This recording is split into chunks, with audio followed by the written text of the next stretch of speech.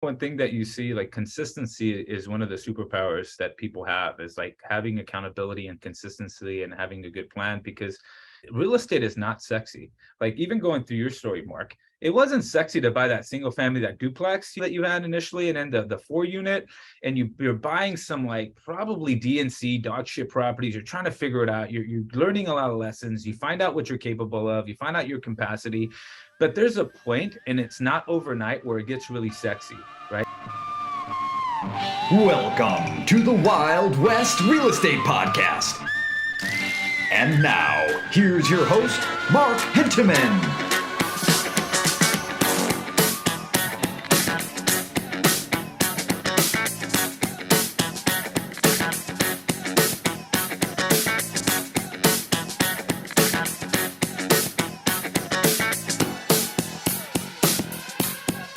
Today's guest is a multifamily investor, head of real estate sales for the Del Real Group at PMZ, a brokerage. He's a methodical investor, host of a show called 728 that explores the strategies and action steps that his investor guests used to transition from 7 figures to 8 figures in net worth. Last but not least, he's a triathlete and Ironman. I'd like to welcome Daniel Del Real. Nailed it. Nailed it. I got through all that. It was a mouthful. All right. Well, man, it's an honor to be on the show with you. The tables have turned, my friend. That's right. Last time around, you were interviewing me. Yeah. The only difference is we had over 100 people looking at us live, which I think a lot of things could go wrong there. Scary and fun though. Exciting, exhilarating. It's not like screwing up with a live audience, right? Right. But I'm excited here right now, and let's jump in. So there's a lot to dig into, but let's get started. How did you grow up and get into investing and everything else you're involved with? Well, the real estate game, you know what? Just because I know your story, Mark, and we had a show together, I think there's a lot of similarities to our story where, I got into real estate right after the Air Force. I was a military guy. That's not similar, but when I got into real estate, I thought every year was going to be my last year, right? I was used to service. I was an introvert. Man, it was hard for me to ask for certain things, right? So I had to outwork people, and every year I thought was going to be my last year in sales. Honestly, even I operate the second highest producing team in California. And even last year, I felt like this imposter syndrome, like, oh shit, everything could end tomorrow, right? Even though I've achieved mastery, that kind of got me and geared me to invest everything I made. I lived on a certain amount of money, and then I just started diving into real estate right away. Some of it was at the beginning of the turn of the market, 2004, 2005, I bought a couple properties. And then of course the market corrected, and I was still in the market. Fortunately, sure. I was able to keep those properties because I knew that there was going to be opportunities in a recession, and I wasn't losing cash on those things, and I was living in one of them. So I started, really buying properties while we were catching falling knives, 2008, 9, 10, 11. Yeah.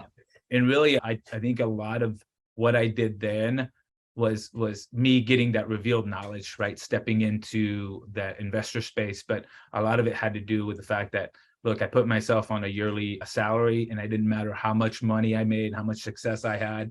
I lived on that amount, and I invested 70% of my income. And honestly, even last year, we have pretty big years now, considering the business has grown and passive income has grown, and I'm still investing 70% of my income every year. I mean, it's just how you build wealth. That's but amazing. My initial life before the Air Force and before getting into the real estate industry and getting into real estate investing, my parents were immigrants. And I think that again was another leg up for me in a way, because my dad came here with nothing, and I saw him build and retire early by buying real estate.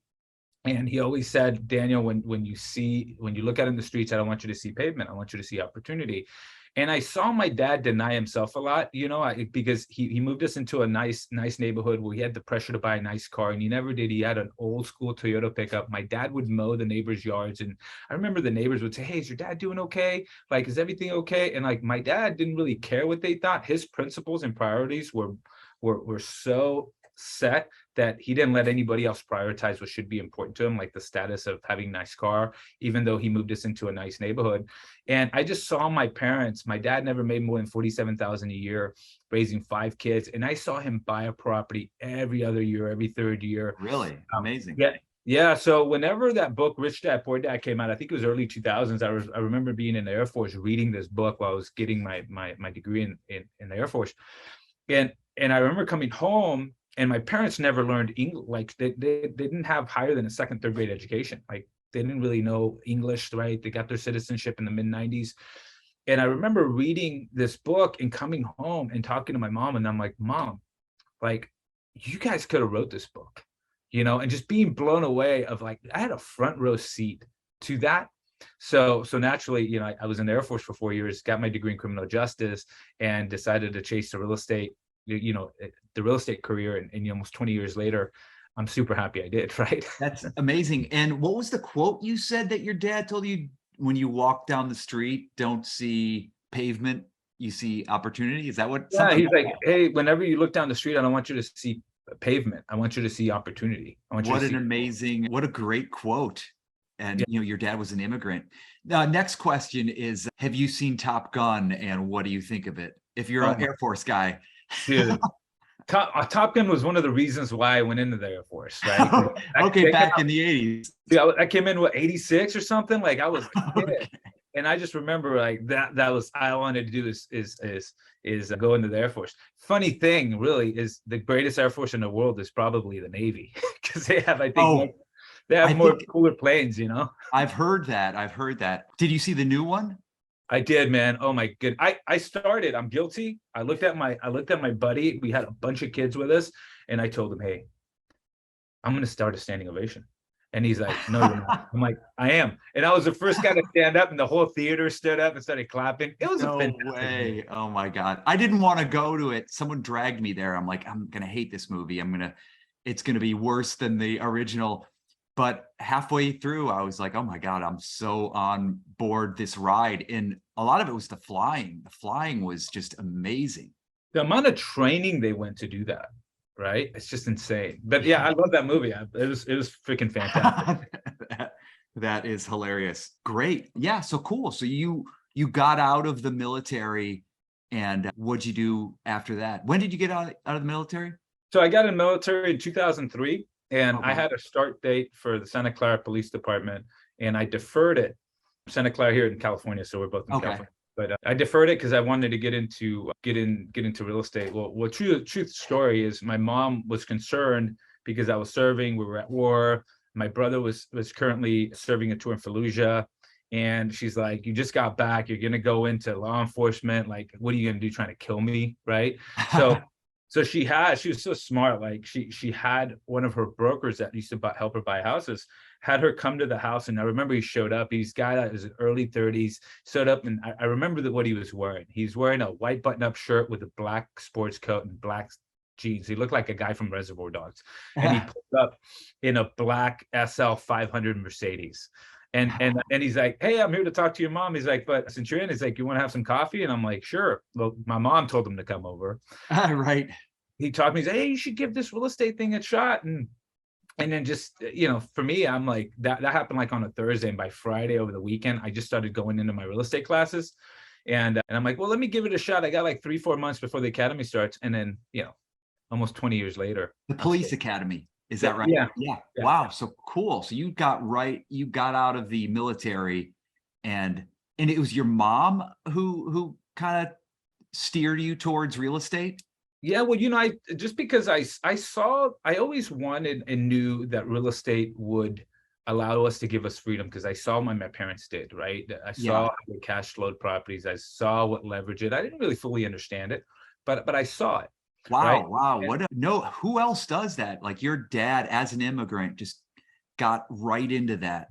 Yeah. So I got lucky, and I look at some lessons that my dad gave me, and I'm like, man, I go into this immigrant lifestyle where like, I'm trying to give my kids everything I didn't have, but instead, like, I should be giving my kids everything that I had that made me who I am. Right. And I just like, even saying that, I remember lessons that my dad did. Like, he never worked in the fields, right? He always had a decent job, right? And I remember on summers, he would say, hey, we're going to go work out in the fields and pick cherries. And then one time he's like, we're going to go pick peaches. And peaches suck because there's like they get all over your skin. And my dad never had to go work in the fields, but he did it on purpose because he wanted to show us to value money. You know, it's like, look, it's like, if you don't want to work this hard, like you got to work smart. You know, you got to invest in yourself. You know, you got to invest in what's important to you, so that way you can not do what everybody else is doing. And I look back and I'm like, man, my dad, instead of like not allowing us to experience that lifestyle because he's given us a different opportunity, he put purposeful trauma in us by doing things like that.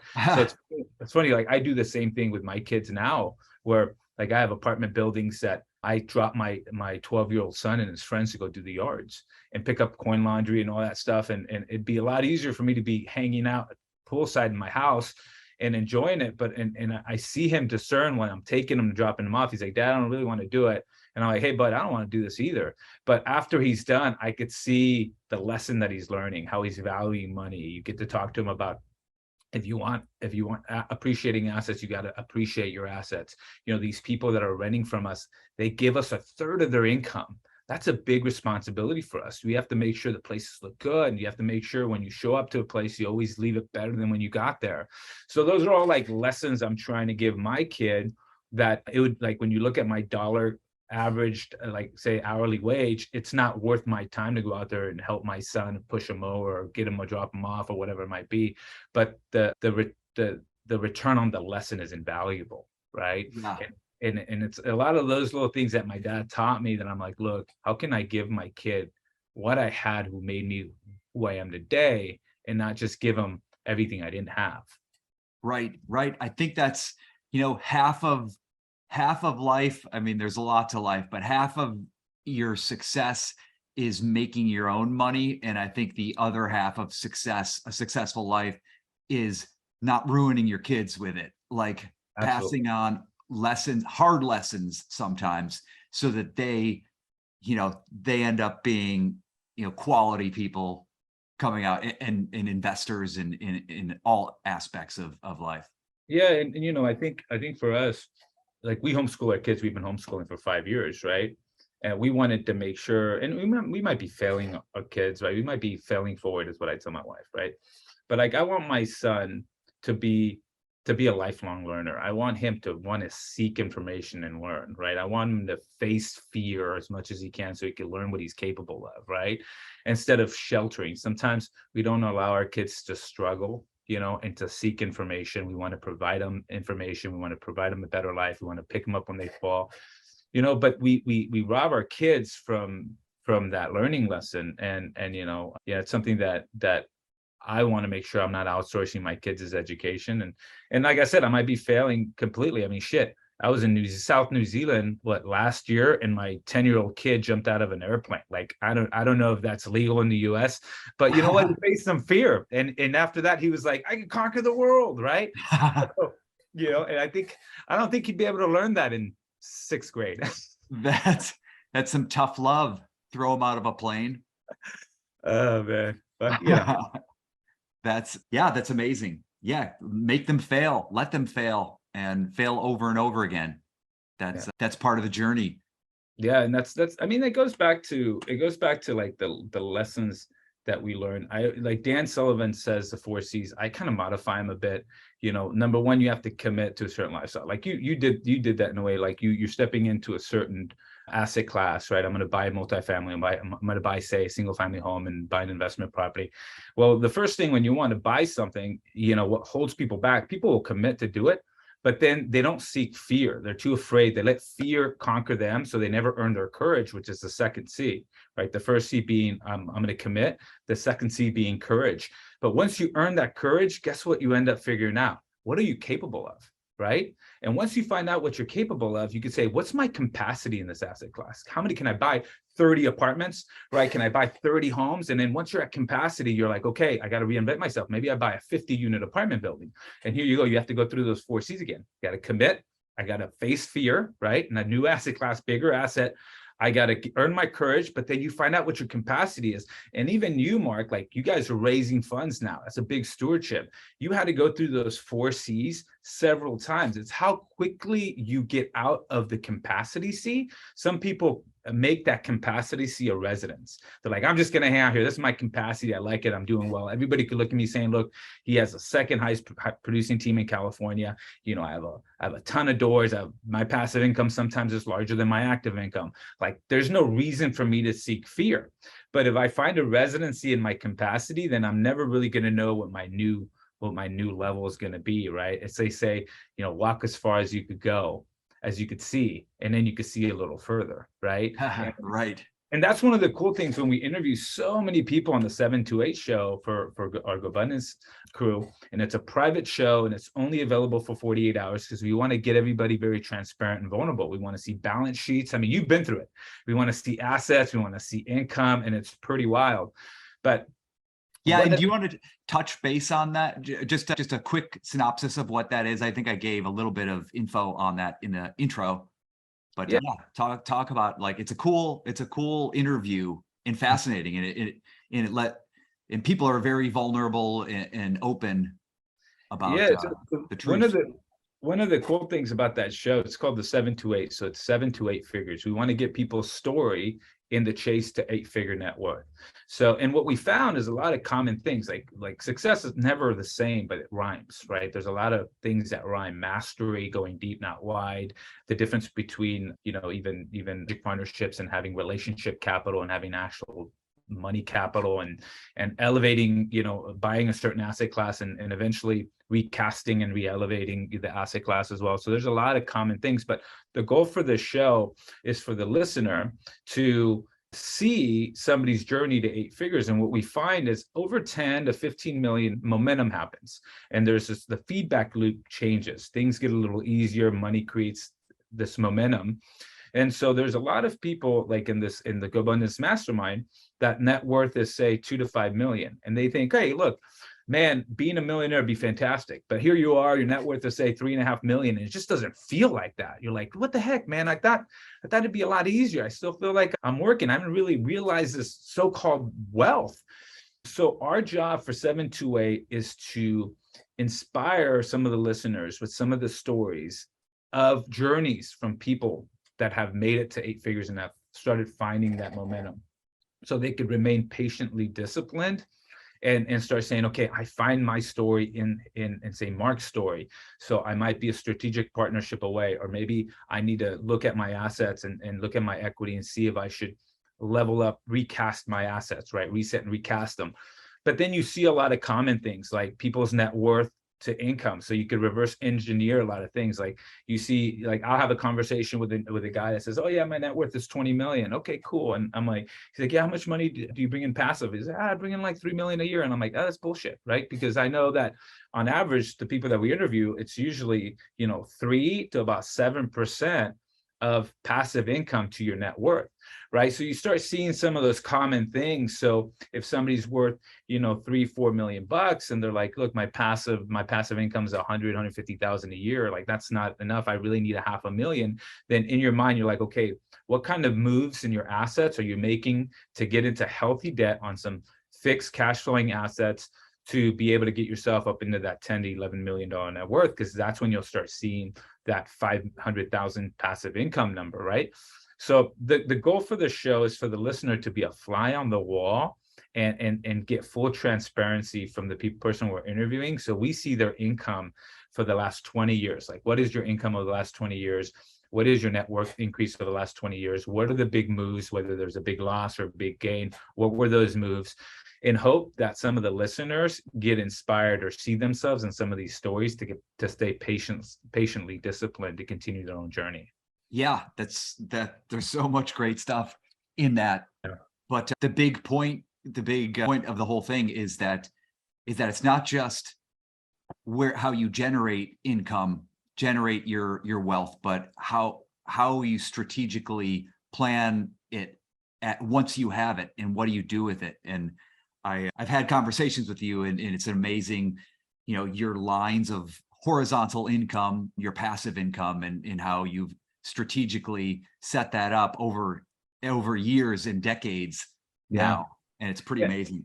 And one thing that you see, like consistency is one of the superpowers that people have, is like having accountability and consistency and having a good plan, because real estate is not sexy. Like even going through your story, Mark, it wasn't sexy to buy that single family, that duplex, that you had initially, and then the 4-unit, and you're buying some like probably DNC dog shit properties. You're trying to figure it out. You're learning a lot of lessons. You find out what you're capable of. You find out your capacity, but there's a point, and it's not overnight, where it gets really sexy. Right. And people want to talk to Mark, or they want to talk to me. They want to talk to me about, my apartment, my 70+ unit apartment complex, or the commercial property that we have, or whatever it might be. But because it's sexy to talk about, but real estate is usually singles and doubles. And you're like, look, it's unsexy until it becomes sexy. Right. And that's usually when you have an ability to realize, and this is some of the people we interview, is there's a session where you say, okay, the person and the investment strategy that got me to where I am today is not the strategy that's going to get me to where I need to be. That person that got me where I'm at today, I have to put that person to rest. They slay that dragon, because that person is not holding me back. Those limited beliefs, or like that asset class, or whatever it might be. And watching and interviewing people and figuring out the point where they said, I am now this new person, and what do I have to do to serve that new avatar? And I have to put that previous Mark Hentemann to rest. That is where magic happens. Right? And just to put a finer point on it, is that when the transition you make from the grinder, the one that's just, towing the line year after year to get to, this certain point, you have to become a new person that is like a visionary, and you take on a different role with different skills. Yeah, absolutely. Like there's a lot, like in the military, when we're talking, like when you were buying property, like Mark Hentemann was leading from the front. Like you were out there, you're buying, you're writing, you're doing a bunch of things, you're managing. But there is a point, like you get 30 doors and now you're holding yourself back. Like you need to lead from the back now and let them run up, right? So, because you need to direct a bigger ship. You need the right bookkeeper, the right property manager. You need the right underwriter, or the right connections with banks. That's what you should be focusing on, right? So a lot of that happens in that seek of those 4 C's again, right? Whenever you're at capacity, you're like, okay, I can't put anything else on my plate. That's when you start saying that. That's when you say, okay, how can I seek more fear? What new commitment can I make? How can I earn my new capability and then earn my new capacity? And it might be buying a bigger asset class. It might be slaying the dragon of like, look, I bought these 10 properties. I love these 10 properties. I have a lot of equity in these 10 properties. I don't want to sell these 10 properties. But you know what? If you sell those 10 properties and you get yourself 5 million of equity, or whatever it might be, then you can level up your asset, right? But what do you have to do that? You have to step into commitment, saying, like, I'm going to learn this asset class. I need to seek fear and do all that. Then you learn what your new avatar is, what your new capability and capacity is. So it's beautiful to see in a lot of these stories of the people that I interview, right? But people want to get, when the problem that we see is when people talk to you, they want to talk to you about the last couple of years of what you're doing today, what you're doing next year, what the next step is for you. But that's not really the question they should be asking. Right? Because that's fun and sexy. What Mark Hentemann is doing right now is fun and sexy. It's like, look, it's like, where was Mark? The question you should be asking is the person that is 5 years ahead of you. What are they doing? Not what Mark Hentemann's doing, because Mark Hentemann is 20 years ahead, right? I mean, you got thousands of doors, you're raising capital, you got this new level of capacity. And so the true story and the lesson comes from somebody that's maybe 5 years ahead of you. And we have people that when we interview them, you learn these stories where, like, we interviewed Mike Heneno. He's actually Mike Heneno, yeah. And so love the man to death. What everybody knows Mike about him selling his Buffalo, New York portfolio for mega money. Right, I've heard that story. And everybody wants to talk to him about that. But when I did the 728 show with him, there was almost a moment where we were in tears, because there's a moment where his wife had to go back to work because he was struggling to get all these units working, right? And it's like, and the risks that he took and the lessons that he learned. nobody wants to talk about that. They want to talk about his exit and what he's doing now, you know? Right. That's the disappointing thing about, you know, the podcast world or something. You don't get into the dirty stuff. There's too much of the glory. Yeah. Yeah. So anyways, that's a fun thing about the 728 show is what we do is we get into the lessons, because what I want is the listener that maybe is Mike Hennenell, and they're stressed and they're like, oh my goodness, I don't know what to do here. Like, I'm struggling. And sometimes it's like, look, like, seek new mentorship, get some help, stay patiently disciplined, know where you're going, and maybe the diamond is right there, right? And so those are stories that you don't really hear from people, because we don't share a lot of those stories. We want to share the victories, the successes, the sexiness that real estate is now. It's a lot easier to talk about, you know, all my passive lines of income and all that other stuff. But a lot of the lessons that I learned is when I was, you know, I had 80 single family or doors in California. That was a lot of hard work. When I really look at those assets, I mean, I was buying C and D properties. I mean, they're shit properties, but I was able to get revealed knowledge that helped me eventually level up my game and start diving into sexier assets. And it's easier for me to talk about those sexier assets, but the true lesson came from the singles and doubles that I was doing 15 years ago when I was catching falling knives during 08, 9, 10, 11, and 12. Right. Yeah. You had mentioned that earlier. Like, so you came right out of the military and you started, you know, following your dad's lead, it sounds like, and getting into some rental properties. And you were doing that right up until, you know, 08. Is that accurate? Yeah, I bought two of them, 2004, 5, and 6. I had two, and then the market crashed. So 2008, there was a ton of opportunity here. So I started buying property again in 2008. I mean, there was times that I owned properties that were much larger than my house because I stayed in my primary. I paid a lot of money for it, and you know, I was buying larger properties just to add to my portfolio. But Sure. But at that point, you know, I was buying fixed debt, fixed asset, cash flowing, right? So even though properties were still adjusting down, the bottom wasn't really in 2000 until 2010, 11. 11, yeah. But I was just buying on fundamentals, right? To say, look, I just want it to be fixed debt and it's cash flowing and it's a single family home that everybody's going to need. And I understood that enough to be dangerous. And I had that scarcity mindset of saying every year is going to be my last year, because the next year I might, you know, lose the luck that I had this year, right? Because that was my imposter syndrome of the introvert of I'm going to outwork everybody. I'm going to save a ton of money because when I screw this up, at least I have a bunch of properties I could Right. I could own. But I learned a lot of good lessons, you know, doing that and buying some properties that weren't that great. And I learned even the lesson where, you know, I would chase cash flow and I would buy these cash flowing properties that were D and C class. And I realized after 5 years of owning them is, yeah, they cash flowed well on paper, but these things were vacant every other year, right? I had somebody and then I had to pump, you know, 5, 6, 10 grand into these properties. So in reality, over 5 years, I'm losing money in some of these properties. So those lessons that I learned served me better as I just closed on a 72 unit apartment that is a B class, 2 bedrooms, 2.5 bathrooms with garages, right? So I'm like, look, that lesson that I learned when I was buying those dog shit style properties served me, you know, 14 years later as I continue to grow my real estate portfolio, right? So there's nothing I would do different because those lessons I needed. It's the thing that we usually say. People right now, what's really dangerous, Mark, is a lot of people have been running around with communicative knowledge, right? There's a lot of communicative knowledge. They're listening to podcasts, they're reading books, but it's way different than revealed knowledge. When you actually buy the property and you're like, okay, what is an economic vacancy? Like, what is that? People that just don't pay when you transition, like how you underwriting that? Are you underwriting reserves? What does it look like to have a HUD loan? What kind of reserve requirements do you have? Like, what does it look like? You know, are you underwriting for that reserve, right? That's a great distinction. I haven't heard that used too much. Communicative knowledge versus revealed knowledge. Is that what you called both of those? Versus revealed knowledge. So revealed is what you experience and learn. Is that accurate? Yeah, that's 100% accurate. So there's, I mean, and you think about it, Mark, there's even the properties that you bought. Let's go past the single families in 1 to 4. Like the one that you bought that was 10 plus. You had some kind of knowledge, but did you get different lessons when you bought that asset class that you just weren't expecting?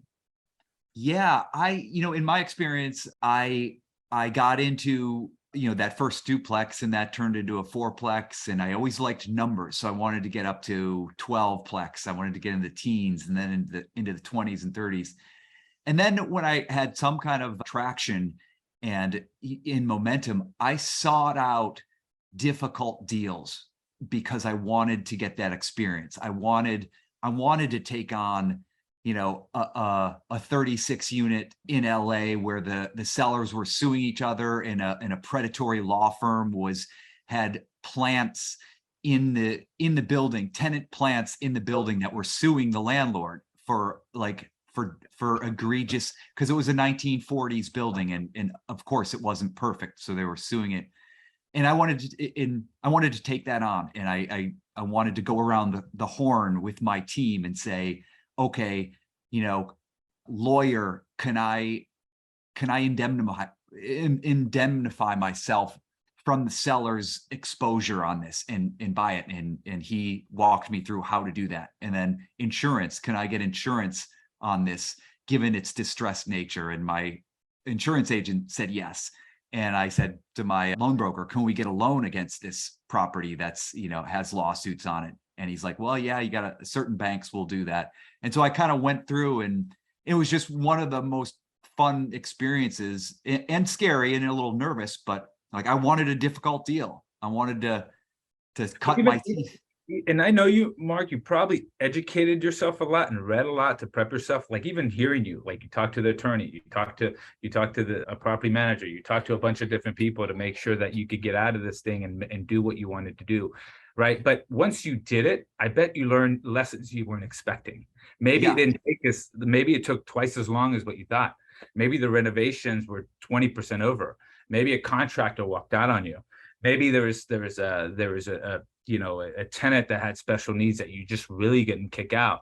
So once you get past that, then you get revealed knowledge, right? Now you have this wisdom because you're like, man, okay, that was scary, but I found out that I was capable of doing that. Now you have this like new conceptual knowledge, and you could read as many books as you possibly can. That's great. Like, I could tell you, look, triathlons, I do Ironmans. So if I told you, you know what, Mark, I want you to study triathlons. I want you to watch every Netflix special. I want you to watch hundreds and hundreds of YouTube videos on triathlon, watch every single race, talk to a coach. Eventually, you got to put your foot to the ground, right? And you got to put your shoes on, yeah. Right, because you're constantly learning lessons as you break yourself, right? Part of testing your limit is you're going to find it a couple of times. So how does your body react when you find it? Right now, it goes from conceptual, this is what I think will happen, to like, shit, this is revealed, this is what's going to happen.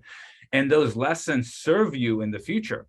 So like, even when it comes down to the lessons in triathlon, like, we would train 800 hours for a 10-hour race. Like, think of that, because what we were seeking is, what does it feel like when your mind, body, and spirit are telling you to stop, right? You go into this muscle memory mode, and you go into this, like, okay, in order for you to have an amazing race, you need to reveal to yourself during training what your body would go through. So that way, whenever life really throws a race at you and you're racing, your body goes to muscle memory of all the revealed knowledge that you earned during training, right? So, but if you were to read 100 books on triathlon, guess what? It ain't going to be the same as revealed knowledge. And now they're putting the miles in, and you're finding your threshold and and you're finding that breaking point. So that way, you know how your body's going to respond, right? That's revealed knowledge. That's something that I always see. And a lot of the investments that I've made, we had this talk at one of the events that we talked about deals that went bad. And a lot of the deals that I've seen myself that have gone bad were on bad operators that had communicative knowledge. They knew everything about a syndication. They took a lot of courses. They knew how to look at a T12, a T6. They knew all that, but they were earning the revealed knowledge with my money. They haven't really done a property like that before. So they buy it and they learn a ton of lessons, and then they get revealed knowledge on you. And those are some of the losses that I've had on some syndications or some startup businesses that we invested in, where when I really look at it, it was the jockey that had revealed, they didn't have revealed knowledge. They just had educated knowledge, and they were seeking to get revealed knowledge, and the deal went bad, Yeah, that's interesting, fascinating. Yeah, the distinction between communicative knowledge and revealed knowledge. Yeah, that's great. And it's a good segue. I think I mentioned earlier that I'm very impressed by your methodical approach and like disciplined approach to investing and how you create these lines of horizontal income. How did you evolve into that? I think I saw you in what you were doing and immediately thought, oh my God, I gotta raise my game in my investing disciplines in being conscious about it, in intentional about it. Yeah. So I think for me, I found ways to earn my seat at the table, right? And that was a big thing for me is I ended up joining certain groups that were playing a much larger game, and I wanted access to those people. So I started riding in others' wakes when it came down to investing, right? So there was a lot of what I did initially was building my own balance sheet, but there was a point in my life that the biggest return on investment for me was dedicating myself on my business and generating more income. So I ended up having a season where I went on not the biggest return on investment, but I went on the biggest return on mental capacity, right? So like the best thing I could do for myself at like in that season of my life was focus on my business, increase the business, which increases his income. But at the same time, I was very strategic on what tables I wanted to sit at, right? What GPs I wanted to invest in. So I had this whole game of I wanted 5 GPs that managed $1 million a piece in different asset classes. And I told myself, well, if I was going to release control of my money, I need to diversify that risk. How am I going to do that? I'm going to go with 5 GPs. I'm going to ramp them up to 1 million. I'm going to make sure it's at least 3 assets that they manage to get that amount. And I'm going to diversify the asset class. It might be apartments, it might be storage, it might be industrial office, it might be tech, Yeah. So it was like a broader umbrella than just real estate. It was private equity Yeah, almost. Like, yeah, it's more of the private equity stuff. And then it allowed me to have access to those people and then ask the questions and earn a seat at the table. But it allowed me to steward my mental capacity. And until that was making so much noise that I ended up having to pay attention again. So one of the things, and I think if I have a superpower, it's the fact that I'm just super consistent. Like I get a plan, I stick to the plan, and I'm almost like OCD about it. And when I started investing in LPs is when I had too big my capacity. I was at capacity in my real estate stuff, at least what I could hold. And I didn't want to step into that new level of fear and upgrade my asset class quite yet, because I knew that if I did that in my business would produce more than it would be me focusing growing that wealth side of it right now. So I was very intentional with LPs and doing it for a long time. So in 2014, I did my first LP position. And honestly, I did it every single year. Even last year, I think we put 1.5 million in LP positions, right? And the consistency created this windfall of capital events, right? These deals that we had were, 5-year deals, but a lot of them matured in 3, some of them matured in yeah. 5. So the investments that I did in 2014, those came back in 2018, at a 2 or 3x. The 2015 investments came back in 2020, 2016 came back in 2021. So I created this windfall of capital events. And I remember talking to my CPA, he says, hey, dude, you're going to have this problem for as long as you keep doing this, right? Because you deployed over $1 million last year. That's going to come back in 5 years at 2 to 3x, and you're just going to have to deploy it again, right? So the fact that I was really, really consistent in buying single family and double and multifamily at my early age, I bought every single year, if not sometimes 1, 2, 3 properties a year. And I was so consistent that I created a big balance sheet and a good cash flow where I was really able to invest very consistent in that LP position until it started making so much noise that, I started in 2018, I started buying commercial properties myself. I started buying bigger apartment buildings myself. I started increasing my balance sheet because now it made so much noise that I needed to pay attention to it, right? So it was just very strategic when I get that. And then, at the same time, I've also learned a lot of lessons because I also understand that you have a pile that's a stay wealthy pile, and you need to have a pile that's a get rich pile, right? To have fun. And that means you're going to take some losses and you're going to learn some lessons. But, I've diversified the risk so much that I'm unemotional to the outcome because I've made the decision and gone through the emotion when I set my investing parameters and my risk tolerance. Right. So during like this last couple months, obviously like the market has been all over the place and you've certainly seen the tech market and the stock market, but yeah, I get that, watching, a lot of your net worth swinging, Yeah. taking these big swings. But But here's the magic of that. And if I really look at my journey, Mark, and I want you to even look at your journey, right? Because when did you buy your first duplex again? What year was it? 99. Okay. So you're buying properties. If you really look at wealth and how we built it, like if I look at mine, the properties that we're buying in 2008, 9, 10, 11, 12, 13, 14, 15, they were giving me $100, maybe $500 a month in passive income. Right? It wasn't like, because I was investing in a recession, I was making my wealth in the recession. I just happened to collect it in a recovery.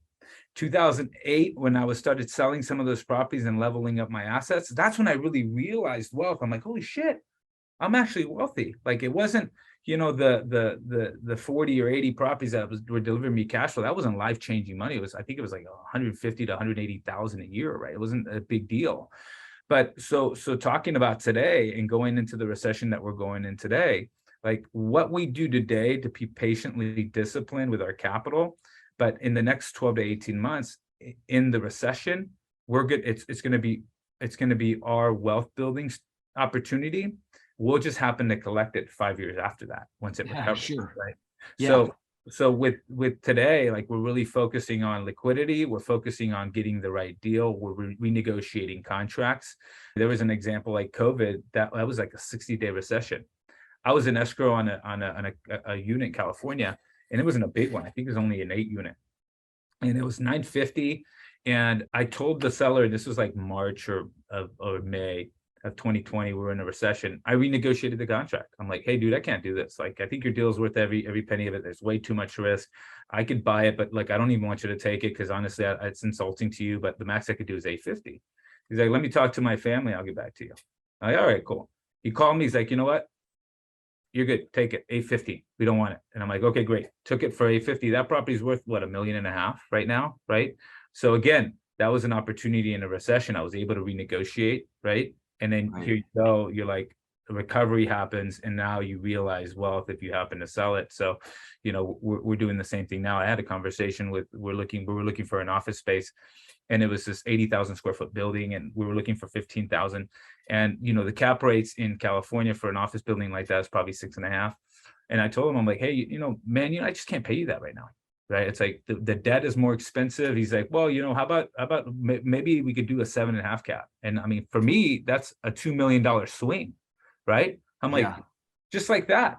I'm like, I don't care. I'd rather pay a 7.5 cap with higher term, because I'll eventually restructure and refinance the debt later. Sure. But then again, that's wealth building in a recession. You're able to renegotiate contracts. You're able to get better deals. The terms aren't always the greatest, but you could always restructure the terms in the future as long as it's cash flowing. Right. Yeah, that's a great point. And, something that you mentioned maybe a couple minutes ago that, it caught me somewhat by surprise as I began the sort of snowball pattern of buying multifamily specifically, is what I was doing, is what you commented on is that it wasn't always the greatest cash flow, but you had these events like as you stacked up your properties, like you could count on refining each property maybe once every 3 years or so. And so that you had these events happening, I had some like 6 refis a year, and you were pulling out hundreds of thousands of dollars with each refi. That it was, I had more cash than I knew what to do with. And I kept trying to redeploy it, but it became it replaced any need for cash, like cash flow itself. Yeah, no, absolutely. And so when we just closed on a 12 unit in California that I bought 5-6 years ago, and we pulled everything out of it, and we ended up pulling a ton of money out of that thing. Well, guess what? Even if it's $500,000, that's tax free, right? Right. The debt service is still amazing. The rents when we bought them they're twice as high now. It's fixed debt. You're like, and it's tax free, right? Yeah, And that's the power that's of amazing. Yeah. adding value and playing that infinite game of real estate. And as we buy now strategically, we're buying because we bought, I think we bought what, 20, close to $20 million worth of real estate last year. Well, guess what? That gave me 3.7 million or so worth of depreciation.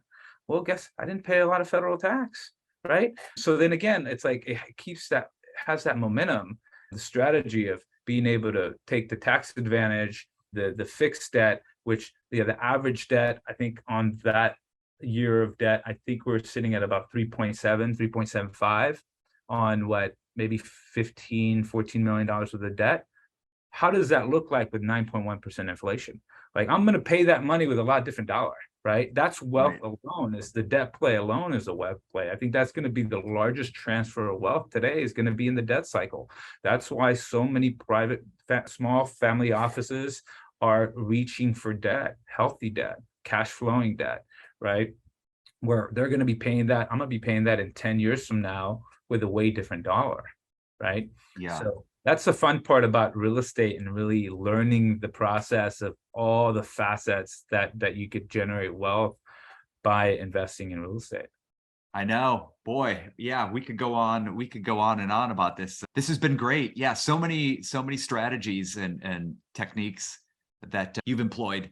So maybe I'll jump to some general questions. Is there a failure or mistake you made early on that you found key to your success? Yeah, dude, the first 6 properties that I ever bought. Yeah. Complete failure. But you know what? The lessons were the reason why I do what I do today, right? I learned a lot from those properties. Yeah, I've been reading Ray Dalio lately, and he says he likes failure. He likes all his failures. Like he relishes them when they show up, because he knows he's going to learn from it and it's going to take him into a new direction. Absolutely. Who do you have on your team? So team meaning my board of directors of my life. Probably, yeah, your board of directors of your life, of your investing. Maybe not necessarily the brokerage, but yeah, like as your independent, Daniel Del Real investing. So I love it, man. That's a great question. So I think right now, like if I tell my wife, we just got back from Alaska guys trip, right? We went fishing and we did a bunch of stupid stuff like charter a seaplane and jump out into a closed glacier and just stupid stuff. And I tell her, look, if I ever die, you call 3 people: my attorney, our bookkeeper Edia, and our CPA. That's it. They know it all, right? Yeah. And so that's important in my world, because they keep me together. But I think what's more important is I really structured a board that is a life board, meaning I have a guy, that amazing man named Steve, and he's my spiritual board of director. So if I ever need help or I'm ever struggling in something, I'm going to call him. He was a pastor in his previous life, amazing man of faith. When I have a relationship issue, I have somebody that I reach out to that. When I have an investment issue, guess what? I have that person as in my board of directors as well. So I recommend that you look in your life to say, look, who is it in your circle that you really respect, and you ask them. I've asked them, I'm like, hey, can I ask for a favor? And they're like, sure, man, thanks for asking. And I'm like, would you be willing to sit on my board of life? And what that entails is, like, I might call you once a quarter if I need to throw an idea off of somebody, or I'm struggling with something where I could just call you. And hands down, everybody across the board will say, man, I'm honored. Yes, absolutely. So that for me is one of the most impactful things that I've ever done, is having a board of directors of my life that covers my health, it covers my finance, my spiritual, all that stuff. And it's all different people, and they don't have a permanent board seat. Right. If I find somebody that inspires me, then, I scratch them off and put them on my board of directors, Maybe if they don't even know they've been ejected. Yeah. Well, you know Just what, Mark, replace them. did it hurt you? You were on my board of directors for like a 30-second period. And then Is that right? forget Mark. Yeah, I just didn't deliver. Just kidding. Yeah, that's amazing. Yeah, what a great concept. Let's see what else. What's a daily habit that brings you the most benefit?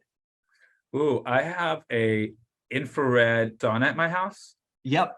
every single morning. You know, that's one thing I love about you, Mark, is I think I'm addicted to like hacks. Like, Yeah. so I do infrared sauna, I do breathing, I do weight training, I do NAD, I do a bunch of cool stuff. But one of my most sacred things that I do in the morning is my sauna work, because I sit in my sauna, I breathe, I just do nothing, just in my thought. So in your sauna, okay, do you use like infrared? Is that like I use Juve? That's like the brand that I have, but I have an infrared. I have one in the morning and I have one at night that like is a sleep Yeah. infrared. I do that too. I have an infrared that sits right by my bed. And then but the sauna that I have now, it's a dry sauna, but then I put infrared in it too. So it's both. So I Okay. can put it up to 210, 215 degrees, right? So it gets hot and it gives me the infrared light. One of our GoPros, Brett, hooked me up with the whole setup. So I'm like, yes, get it, ship it to me. And then it arrived and I set it all up. So, I do, Yeah. I do both. No way. I gotta upgrade I have like a cone you lay in this like cone with infrared, but it's now like 15 years old and I think I I'll send gotta. you a video of what I built and they'll probably inspire you. Okay, I would love that. Yeah. What's a trait you have that has served you best both in real estate and in life? Oh, I would say my consistency. Yeah, it sounds like it. Yeah. Discipline. I haven't I have a very addictive personality. And I'm so grateful that I had people in my life to like guide me towards the right addiction. And it was a moment, it was real estate work. It was a moment that was all military. It was a moment that it was, that it was my investment stuff. There's a moment that it was triathlons and things like that. And I know I have a very addictive personality. So that means I have to learn how to gracefully say no to a lot of things. And I have to take myself out of the equation and make my decisions where like, this is my parameters. Anything out of my box is a no until you convince me it's a yes, because I know whatever I do, I'm going to be very addicted to it. So I can really say no to a ton of shit. So I think my Yeah. superpower would be how consistent I am, and just the fact that I have a very addictive personality. I go deep really quick. And would you say one of your superpowers is saying no? Because that's like when you love all these things that you get into and you can get sucked in, like the ability to discern where you have to just say, nope, I can't do this. Other things are more important. I think you win the battles on not the shots that you take, but the shots you decide not to take. Right. You choose not to. I got an award with GoBundance like maybe 3 years ago. They had extreme accountability, right? And they gave me that award. I'm like, are you guys crazy? Like, I don't participate in much. Like, but what I found is because whatever I participate in, I'm extremely accountable to it. That they honored that. They're like, dude, that's like whenever you're committed to something, like you're all in. Like we could count on you 100%. But that just means that I had to say no to 1,000 other things, right? Right. So I have the extreme accountability when it comes down to like once I make the choice and I make it happen.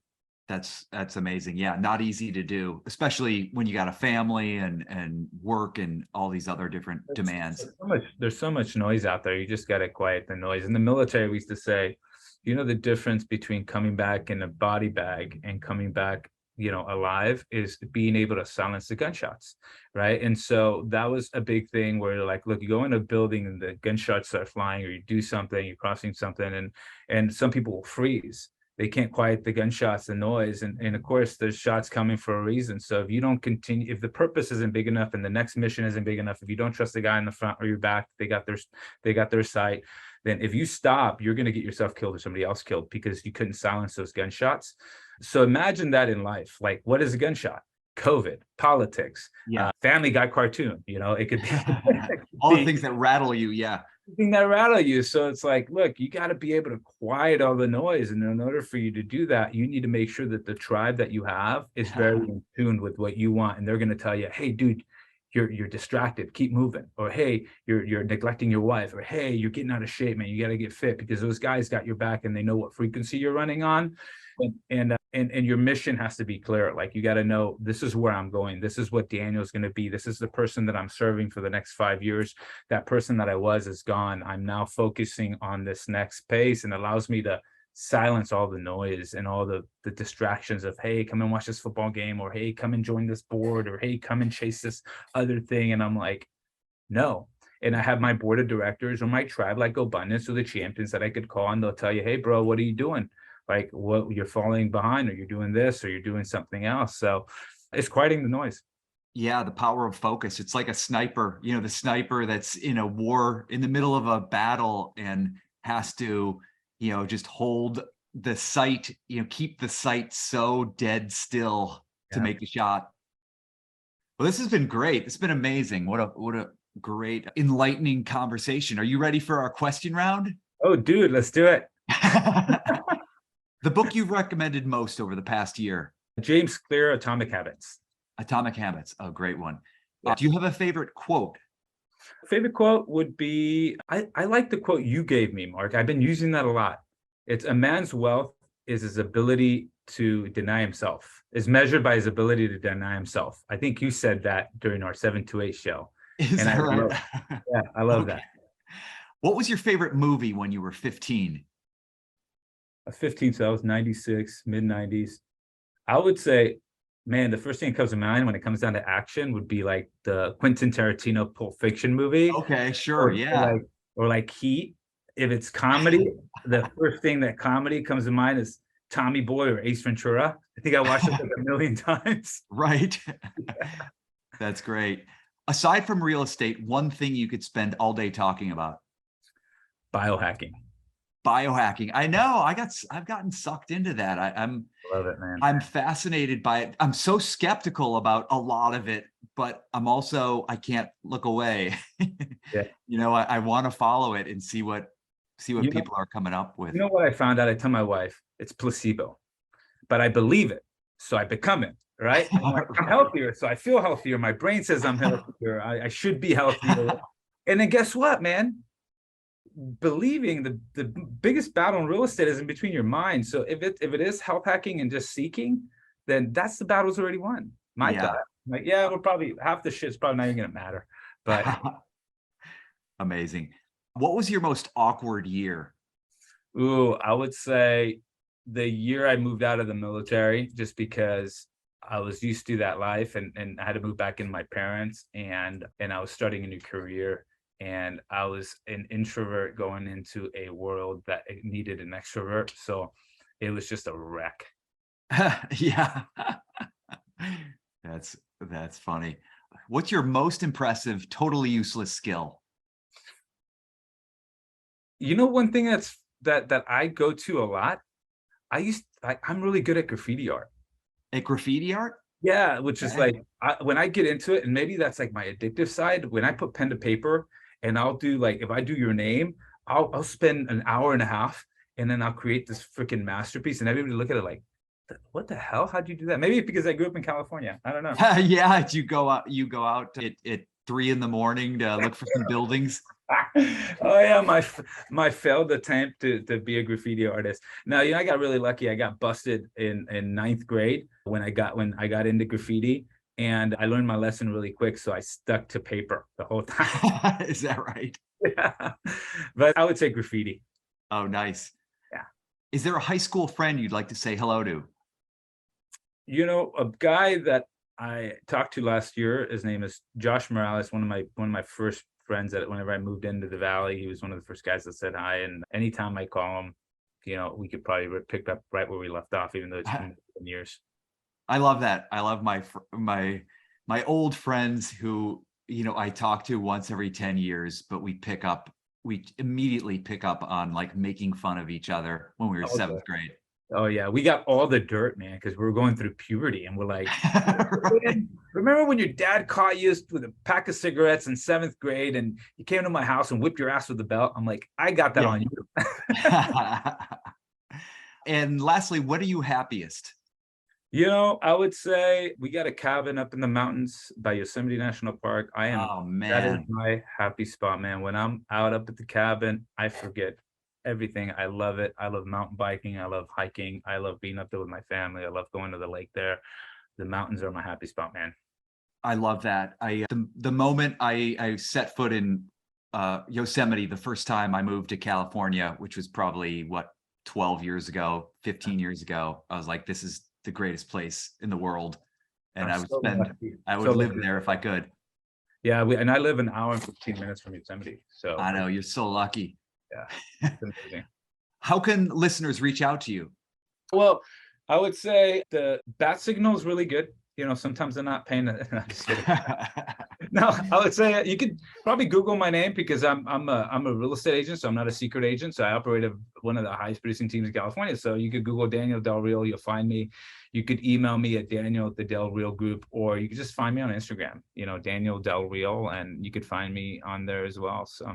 Awesome. Well, thank you so much for taking the time. You just unloaded so many amazing insights. I want to jump back in and just re-listen to the whole interview. No, it's because I've hung out with guys that are ahead of me like you, man. So thank you for leading the way. Yeah. All right. Well, thanks, Daniel. All right. Thank you for joining us for the Wild West Real Estate Show. If you like what we're attempting to do here, please subscribe so we can continue sharing these with you. And if you want to check out our website, it's quantumcapitalinc.com. You'll find podcast episodes as well as multifamily properties we're looking at and how you could potentially participate. Look forward to seeing you guys soon on the Wild West Real Estate Show.